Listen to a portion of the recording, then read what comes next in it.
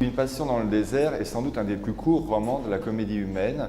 Il s'agit de l'histoire d'un soldat qui, à l'issue d'une prestation dans un cirque, va raconter ce qui lui est arrivé, c'est-à-dire que jeune soldat, il a participé à l'expédition d'Égypte avec Napoléon et dans le désert d'Égypte, il a rencontré puis aimé une panthère. Donc un drôle de récit, un récit très étonnant, un récit qui n'est pas illustré quand il sort et qui va ensuite donner lieu à des créations d'une qualité tout à fait exceptionnelle.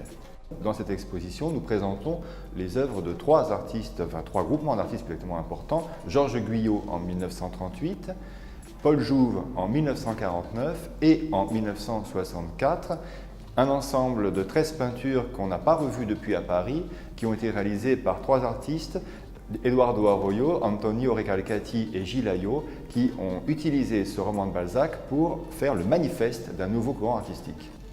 Alors, les trois artistes vont s'ériger contre différents courants. S'ériger contre Duchamp, contre Marcel Duchamp, s'ériger contre le pop art, s'ériger contre l'abstraction.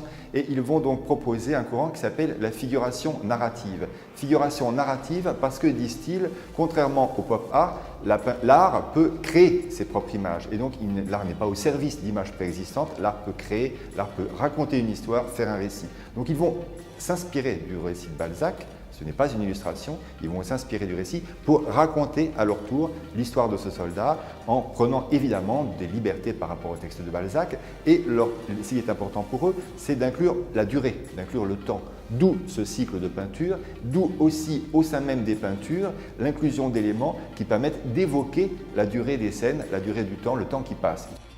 Par ailleurs, aucune de ces peintures n'est signée. Chaque artiste est intervenu sur la toile. Il est intervenu à tour de rôle, l'un après l'autre, c'était la règle du jeu. Il s'agit de lutter contre cette idée bourgeoise de l'attribution de l'artiste des murs, l'artiste qui va, le grand nom, etc. Donc ils vont dire voilà, il vaut mieux travailler sans signer que signer sans travailler. Et là, l'opposition est complète avec l'Urinoir, par exemple, de Marcel Duchamp. Ces peintures ont été un peu oubliées parce qu'on ne les a pas revues à Paris depuis leur présentation en 1965. Donc on ne savait même plus où elles étaient et ça a été le rôle du musée de retrouver ces peintures, de s'assurer qu'elles pouvaient rentrer dans le musée et ensuite de préparer leur présentation. Donc venez à la maison de Balzac, vous les verrez, c'est une chose passionnante, intéressante, neuve, forte, ce que crée Balzac.